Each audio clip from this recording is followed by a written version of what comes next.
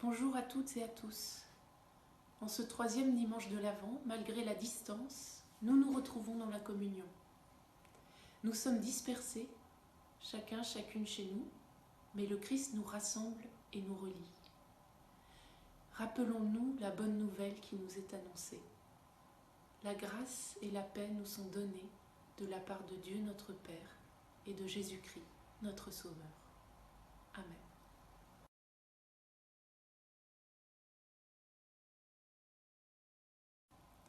Loué sois-tu, ô Dieu, pour ton œuvre visible et invisible. Nous te louons pour ta création et sa beauté, pour la diversité des êtres que tu as créés. Nous te louons pour ton amour qui nous libère et nous met en mouvement. Nous te louons pour la fraternité qui nous réunit. Nous te louons pour ta parole qui nous interpelle, nous bouscule dans nos certitudes et nous fait entrevoir l'inattendu.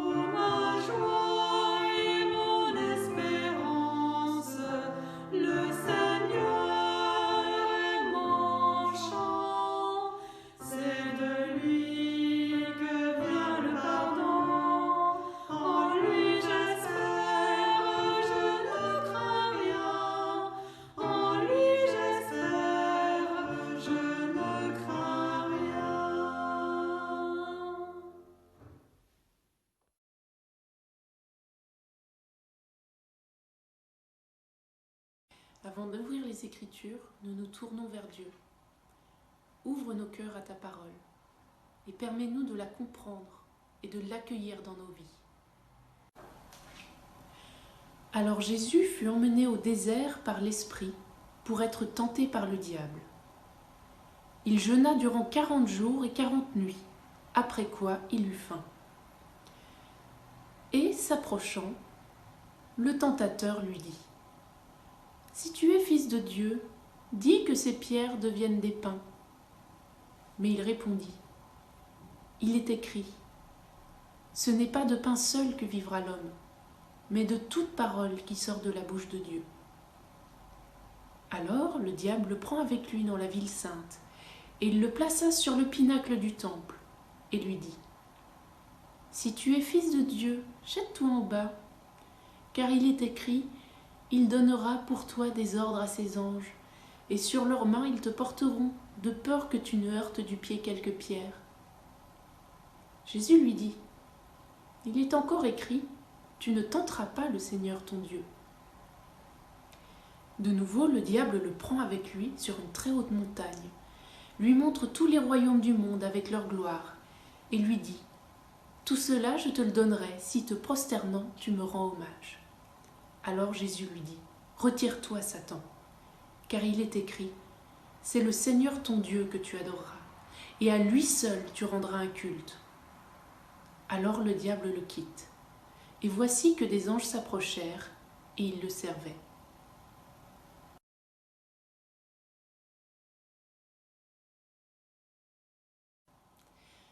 Cet épisode bien connu, il nous évoquerait presque un conte, avec ses aspects fantastiques, le transport dans le désert, en haut du temple, d'une montagne, et les 3 interventions de Satan. Il n'y a pas eu de témoin pour attester de ce qui s'est effectivement passé, ce qui laisse toutes les options ouvertes. Vision de Jésus sur le coup de la fin, rapportée ultérieurement, fable inventée. Mais peu importe que cet épisode soit mythique. S'il a été transmis et ajouté à cet évangile, c'est parce qu'il nous dit du vrai, sur Jésus et sur son rôle, sur la tentation de la toute-puissance, sur la foi, sur le rapport à la parole. La scène se déroule juste après le baptême de Jésus, lors duquel celui-ci a été déclaré fils bien-aimé, et elle précède le retour de Jésus en Galilée parmi les siens et le début de son ministère. Elle joue un rôle initiatique pour Jésus. Ce n'est qu'après s'être affirmé comme fils de Dieu, dans le vrai sens du terme, et après avoir repoussé Satan, qu'il sera apte à commencer sa mission. Et pour notre compréhension, elle est aussi d'une importance cruciale. Pour comprendre Jésus, qu'est-ce que ça veut dire précisément être fils de Dieu? Est-ce être un fils héritier, un fils à papa qui peut jouir de la toute-puissance d'un Père divin? Ou une personne qui se reconnaît humblement dans une filiation, dans une situation de révérence envers la source de toute chose? Tel que l'insinue le tentateur, être fils de Dieu, c'est d'abord être tout-puissant, car bénéficiaire de la puissance divine. À 2 reprises, Jésus est mis au défi de prouver son identité par une action surnaturelle attestant de cette toute-puissance. Le tentateur l'invite d'abord à s'autosuffire, en produisant lui-même de la nourriture à partir de rien, tel Dieu produisant de la manne au désert. Il l'invite ensuite à s'affranchir des lois de la gravité, en se jetant dans le vide, sur la promesse d'ange qui viendrait le protéger pour lui épargner la chute. Et enfin, Satan se dévoile. Après avoir suggéré en vain à Jésus d'exploiter la puissance divine, il lui propose finalement de lui offrir la sienne, pour autant qu'il lui fasse allégeance. À cela, Jésus oppose une compréhension radicalement autre. Il ne cherche pas à rentrer dans le jeu ni à prouver quelque chose. Il ne s'agit pas d'une manière d'esquiver. La suite de l'évangile est abondante en miracles. Mais il montre ainsi que le fait d'être fils de Dieu se joue ailleurs que dans ses défis. En effet, Jésus répondra invariablement en tant qu'humain. Un humain soucieux tout autant que les autres, sinon plus, du respect des paroles de Dieu et de ses commandements. Il montre ainsi qu'être fils de Dieu, c'est justement ne pas se prendre pour Dieu et se placer dans une situation de révérence absolue face à celui qui est plus grand que lui, dans une situation de dépendance à une parole qui est source de vie. Au nom de cette fidélité, il assume pleinement sa condition d'humain et les limites qui l'accompagnent, et accepte que les souffrances ne lui soient pas épargnées. Ce face-à-face entre Jésus et Satan, au début du 1er siècle de notre ère, où ce dernier tente de le prendre à l'hameçon de la puissance, a toujours quelque chose à nous dire, à nous humains du XXIe siècle. Nous devons bien l'avouer, ce serait tellement séduisant de pouvoir disposer d'une force qui nous permette, comme un coup de baguette magique, de faire disparaître les difficultés de l'existence, le coronavirus, la faim dans le monde, le changement climatique. Souhaiter améliorer notre vie et celle de nos prochains, quoi de plus légitime? Mais notons que, dans cet épisode, le tentateur ne se propose pas seulement d'adoucir l'existence, mais carrément d'en repousser les limites physiques, dans une recherche de toute puissance. N'est-ce pas ce que nous sommes tentés de faire, en faisant du progrès, de la science et de la technique de nouveaux dieux, censés nous rendre entièrement autonomes vis-à-vis de la nature, et nous épargner toute difficulté, nous sauver, quitte à nous aveugler sur notre situation réelle? Tel Jésus, transporté au sommet du temple, avec la crise écologique actuelle, l'humanité est elle aussi placée au pinacle et au bord du précipice. Nous sommes au sommet, mais nous n'avons jamais été aussi près de tomber. Face à cette perspective qui exigerait de revoir nos modes de vie, nous sommes partagés entre la lucidité et une fuite en avant suicidaire. Portés par la croyance qu'un Dieu science, ou plutôt un Dieu technique, nous sauvera et trouvera des solutions qui nous permettront de marcher dans le vide tout en échappant à la chute, comme le suggère Satan.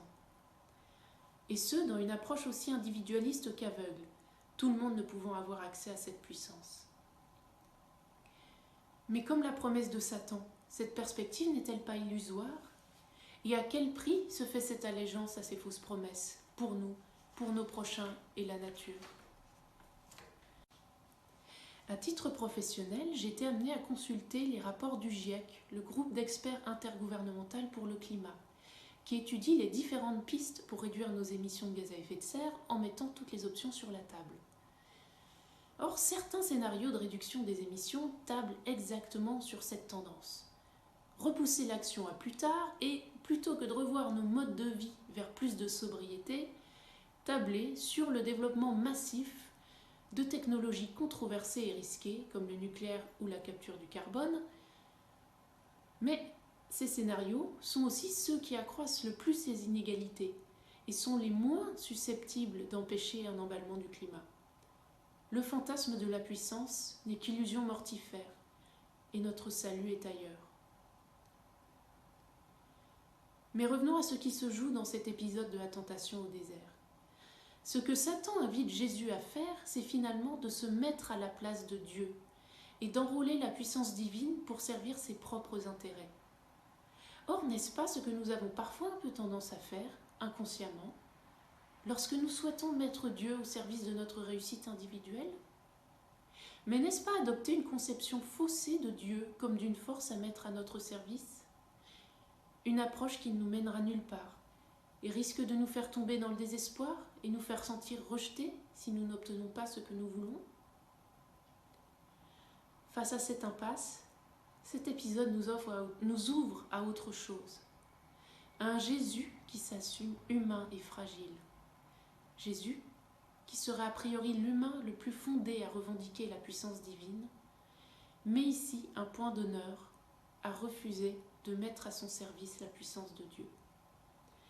Celui que nous reconnaissons comme Seigneur, qui nous donne à voir le visage de Dieu, est aussi celui qui a refusé de renier son humanité.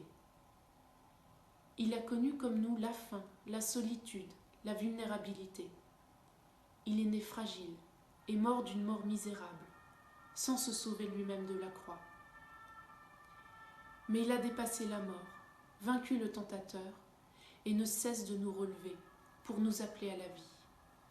Nous cherchons Dieu dans la puissance, mais nous ne pourrons le rencontrer qu'en acceptant cette fragilité. Dans ce temps de l'Avent, si particulier cette année, nous nous apprêtons à célébrer la naissance du Christ. Et si cette année l'ambiance est pesante, marquée par les inquiétudes, rappelons-nous que Noël, ce n'est pas seulement une débauche de cadeaux et une injonction à une fausse allégresse. Ce dont nous faisons mémoire, c'est aussi cet événement. Au cœur d'une époque bien tourmentée, avec une grossesse avec une paternité suspecte, des parents ensuite, un pays sous domination étrangère où la scène politique ne fait vraiment pas rêver, la naissance d'un humain fragile et vulnérable, mais qui nous révélera tout l'amour de Dieu pour nous, une lumière dans la nuit que les ténèbres ne peuvent atteindre. Amen.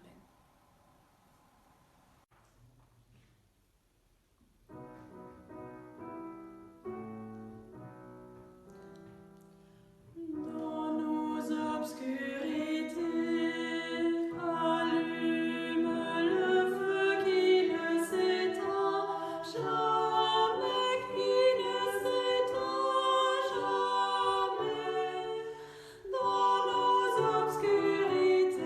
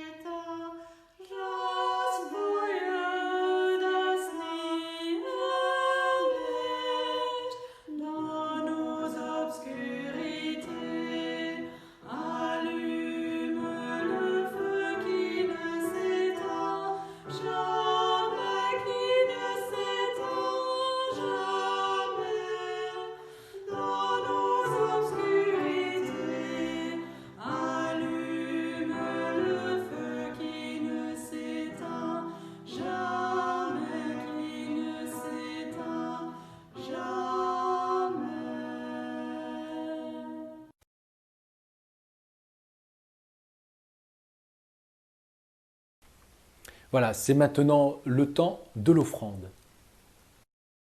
Nous vous invitons à réfléchir à votre offrande. Les temps sont durs pour tout le monde, mais malgré tout, vos offrandes seront bien entendu les bienvenues.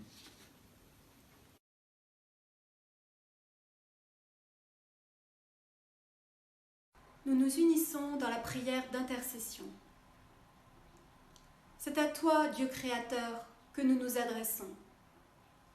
Viens renforcer notre espérance pour que nous accueillions ta bonne nouvelle, celle de ton Fils qui vient partager notre humanité dans ce qu'elle a de plus fragile et de plus vulnérable. Viens renforcer notre espérance pour transformer nos peurs de l'avenir en inspirant notre créativité.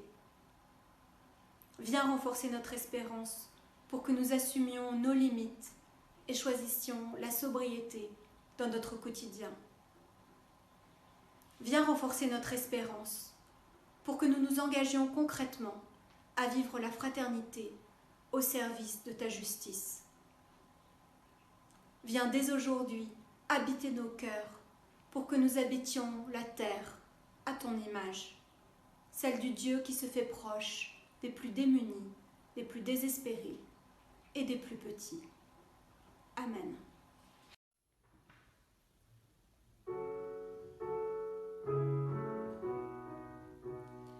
Il Signore ti ristora, Dio non allontana, il Signore viene ad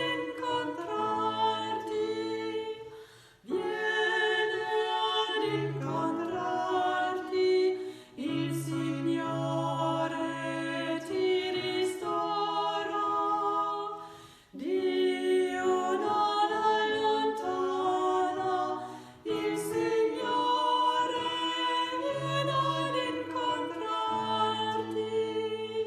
viene ad incontrarti, il Signore ti ristora. Dio non allontana, il Signore viene ad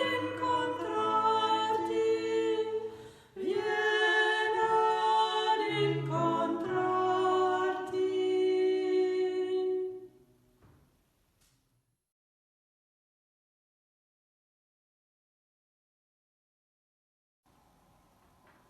Que l'amour du Christ vous garde, que son espérance vous accompagne sur vos chemins, et que sa grâce vous donne la force de témoigner de son amour au cœur de vos vies.